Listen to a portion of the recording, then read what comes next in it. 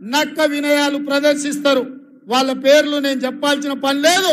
మొన్నటి వరకు దొరల గడీలు బద్దలు కొడతామన్న మా మిత్రుడు మాదిగల వర్గీకరణకు అసెంబ్లీలో కొట్లాడితే నన్ను తమ్ముడు సంపత్ కుమార్ని అసెంబ్లీ నుంచి సస్పెండ్ చేసినోడు ఆ చంద్రశేఖరరావు.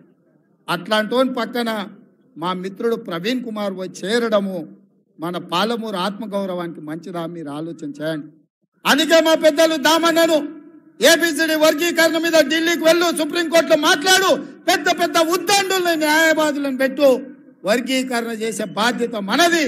కేడి మోడీ ఇద్దరు మా మాదిగ బిడ్డల్ని మోసం చేసిండ్రు, మనం న్యాయం చేద్దామని దామోదర రాజనరసింహ గారిని ఎమ్మెల్యేలు అందరిని తీసుకొని పోని ఢిల్లీకి నేను రిక్వెస్ట్ చేస్తే దామన్న పోయి నించున్నాడు.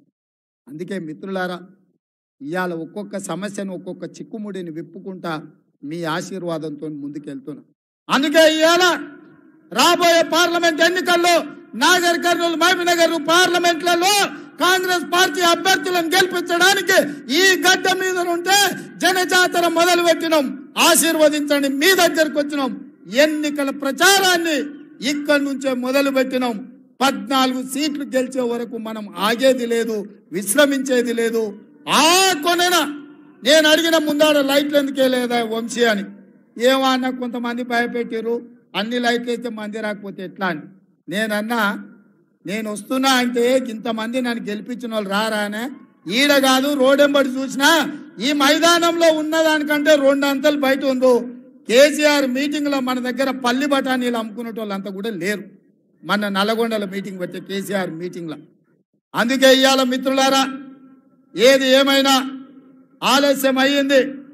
ఈరోజు తెలంగాణ రాష్ట్రం వైపు దేశమంతా చూస్తుంది. ఏం చేయబోతున్నారు తెలంగాణ ప్రజలని. నేను ఒక్కటే మాట డీకే అరుణమ్మకు, జితేందర్ రెడ్డికి, పాలమూరు జిల్లాలో ఉన్న బీజేపీ నాయకులకు గుర్తు చేయదలుచుకున్నా. మీడియా మిత్రులారా, మీ భారత వార్తలను తిరిగేయండి. 2014 డాక్టర్ నాగన్ జనార్దన్ రెడ్డి గారు మహబూబ్నగర్ ఎంపీగా నిలబడ్డప్పుడు ఇదే గడ్డ మీద నుంచి నరేంద్ర మోడీ గారు పాలమూరు రంగారెడ్డి ఎత్తిపోతల పథకానికి జాతీయ హోదా ఇస్తా అని మాట ఇచ్చిండు. 10 ఏళ్ళైనా ఎందుకు మోడీ జాతీయ హోదా ఇవ్వలేదు? పాలమూరు ప్రజలకు ఇచ్చిన మాట నిలబెట్టుకొని మోసం చేసిన మోడీకి ఆయన తరఫున ఓట్లు అడగడానికి వీళ్ళకి అర్హత ఉందా అని నేను అడుగుతున్నా. అందుకే ఇవాళ ఎవరు వచ్చినా, ఏం అడిగినా, ఏమి చెప్పినా నా వేదిక మీద ఉన్న ఎమ్మెల్యేలకు నేను సూచన చేయదలుచుకున్నా. మొన్న మీకు వచ్చిన దానికంటే మెజారిటీ పెరగాలి. ఆనాడు మీరు చేసిన కష్టానికంటే ఇవాళ 2 గ్రామాలు తిరగాలి, కార్యకర్తల దగ్గరికి పోవాలి. రేపు ఇచ్చే ఇండ్లైనా, పెన్షన్లైనా, గ్యాస్ సిలిండర్ అయినా, ఉచిత కరెంట్ అయినా, ఏదైనా ఇందిరమ్మ కమిటీల ద్వారానే కార్యకర్తల్ని ముందల పెట్టి సంక్షేమ పథకాలు అమలు చేస్తాం.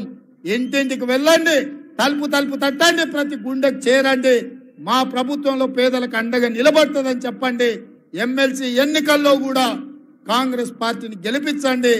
మీ బిల్లులు ఇప్పించే బాధ్యత జీవన్ తీసుకుంటాడు. మీకు అండగా నిలబడడానికి పార్టీ ఉంటుందని తెలియజేస్తున్నా. ఇవాళ ఈ జిల్లా నుంచి 2 సీట్లు గెలిపించాలి. 2 సీట్లు గెలిపించాలంటే మీరు కష్టపడాలి. మీరు ఎవ్వరూ సెలవు తీసుకోనికే లేదు, విరామం అడగనికే లేదు.